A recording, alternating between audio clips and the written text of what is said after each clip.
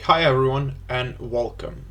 This series is about UiPath integration service and Google activities.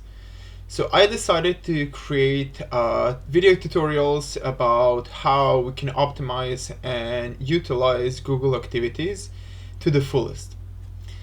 We will start with Google Sheets, then we'll go over Google Drive activities, we'll also work with Gmail activities, and I'll see if there's interesting topics, then we can continue with other Google activities. Okay, so let's take a look and see how we can work with these activity packages. So the first thing that you need to do is we need to install the GSuite activity packages. You will do that by going to Manage Packages, go to All Packages, and search for Google or GSuite in our case. You will see that Google Workspace Activities is already installed on my project. So I'm not going to use the preview, I'm just going to use the latest stable one. Once you have installed that, you'll have all the activities that I will showcase to you. So if we type in Google, you will see that we have the calendar activities, we have the Google Doc activities, we have the Google Drive activities, we have the Gmail activities, we have the Google Sheet activities, and we have the task activities. So we're going to focus on these activities. We're not going to work with Google Workspace Classic activities, maybe at some later point. So these are the Google activities that we're going to work with, and for the beginning we're going to cover all the Google Sheet activities. Okay, so that is a start. The next thing that you need to do is to connect your Google account to your integration service or to your UiPath Orchestrator. So you will go to your Orchestrator, you would go to the integration service, you would select the folder in which you want to create the connection. So keep in mind that this connection, and so let's rename it to prod, and this connection are completely different and they will act differently, so keep in mind that. So what you will do is you will click on add connections, you would search for Google Sheet, right? You would select the Google Sheet and then it will prompt you to connect. You would click connect and then you will select the account on which you want to work with. Since I have already connected my account, I don't need to do this, but you will need to do this. And you can see in here that I have my Google Sheet activities here, I have my Google Drive, and I have the Gmail as well. Okay, that is the setup that we need to do. I'm not going to repeat this throughout the whole series, so this is the first step that you need to do in order to work with activity packages. Okay, let's start with the read activities. So if we go and if we type in Google, we will notice that there are several read activities. So we have read cell, read range, and I'll explain both of them. So for the read range, if we drag and drop the activity, you will notice that it is pulling my connection automatically. We can select the spreadsheet that we want to work with. So essentially, like, we can go in here and we can select the example file. We can then select the range and we can mark if we want to work with headers or not. And we can map out the variables in here. So I'm just going to delete this quickly because I already have it defined. And you will see that in here I have like read information. These are some of the information about what the Google Sheet activities actually read. And then I have the employee information, which is actually the information about the table, right? I will transform that information to text and we will see how that looks like, right? So I'm just going to run the automation and we'll see that this was read. So we can see that we have two rows that were read. So that is the first activity. Now, if you're working with Google Sheets like I am, and if you're working with a lot of Google Sheets, this means that you will have a lot of files. So sometimes selecting files through this will be really difficult because it is too big, it will not load, so we can work dynamically. Okay, let me just go back and select this. So we'll not do this because this will be complicated. So what we will do is we will use variables, and we will use those variables to select what we want to. So it's the same selection. So I'm just going to comment out these first few activities, and then I'll show you exactly how we're using this. So the first thing that you need to know is that each Google Sheet has this unique ID. And this is actually the ID that you need to put into the sheet ID variable. So essentially we would drag and drop the activity, not this one. We will drag and drop the activity read range. It will pull the connection.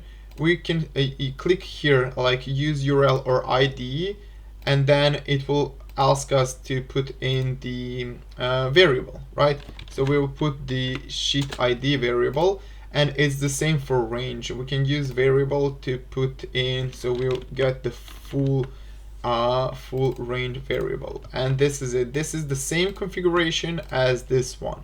Just keep in mind that variable for range needs to be formatted in this way. So the sheet name is sheet 1 in our case. The read range is from A1 till E, right? A1 till E. And then what we need to do, we need to put in something like this. So it will be sheet 1 and then A1 till E. So this is the actual formula or format that you need to put in, right? So that is why I'm creating this full range variable. And let me delete this one that I created. So we have the dynamical read range, and let me put a breakpoint in here. I'll run the automation, and you'll see that we'll get the same results, which are the two rows that we have in our Google Sheet. So that is really nice. That is something that I use really often, and it's really important that we can use the dynamically, so that we can use the ID or the URL. I guess we can put the whole URL as well. So one more information about the read range activities. So you will see that, for example, this is a formula, and this is a formula as well. And newer packages are available to read the values in formulas, and read the text. So let me show you how it is different if we read the values and formulas. So now I have selected values and formulas, and remember what we had. So we had this, and the third information is actually a formula. So let me rerun the automation, and you will see now that it will actually read the formula. So it will read this concat information. So this really comes in handy when you need to know what is the formula, or for example, if you need that information. And the next thing is that we are actually reading values and formulas, but we can also read the text. So for example, if you see in here, we have 45% and 71%, but what we got reading the values, right? We got 0.45 and 0.71. Sometimes we really need these values, so we need 45% and 71%. So if you put the text property on what to read, the activity will read exactly what is in the file. Maybe not, but it should be. Let me try with what to read the values. No, this one, what to read text. Let's try with values, and let's see if we're going to get anything differently.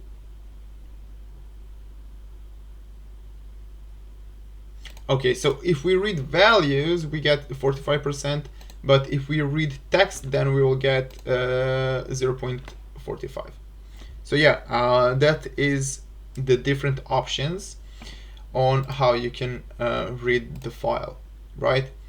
And we have one more activity, and that is the read cell activity. So if you only need to read one value, then it's going to be something like this. So we have the read cell activity, and the read cell activity is going to let us read only one value, and the cell, it's going to output a string.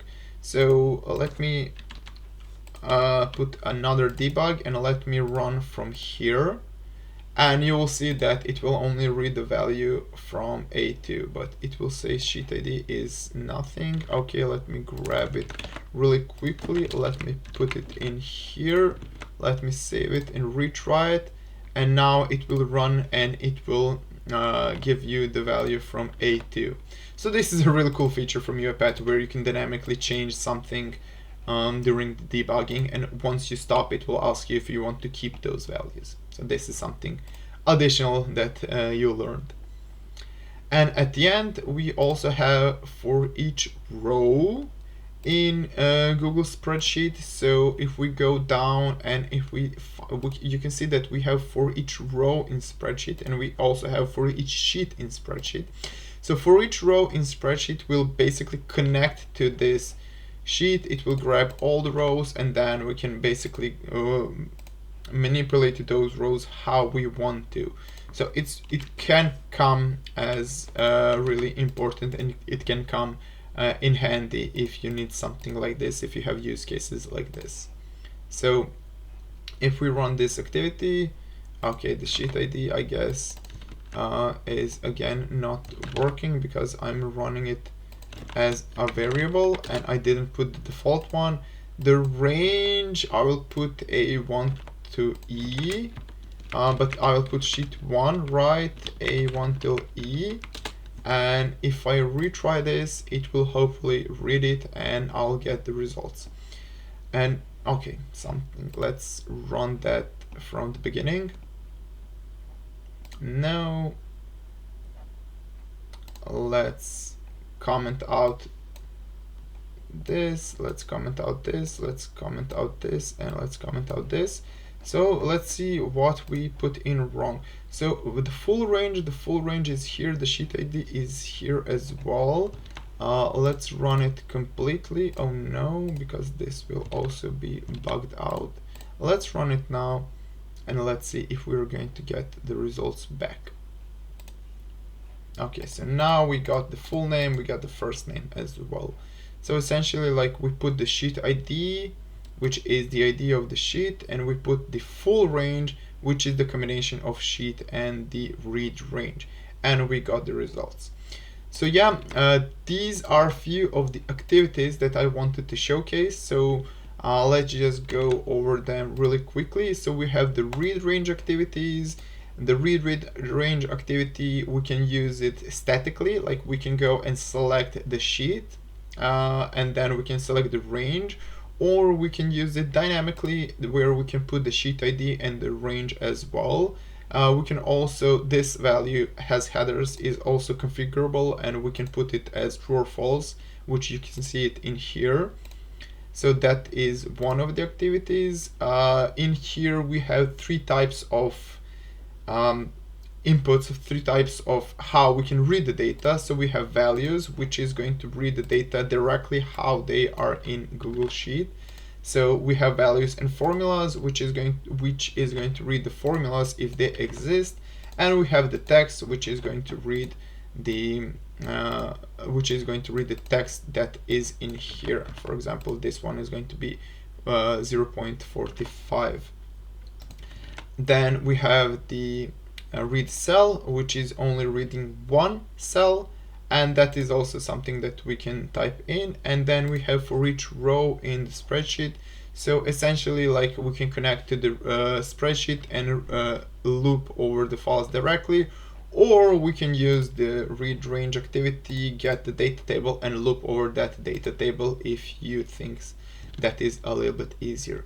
So yeah, this is the first video of a series on showcasing how we can use integration servers to connect to our Google Sheet.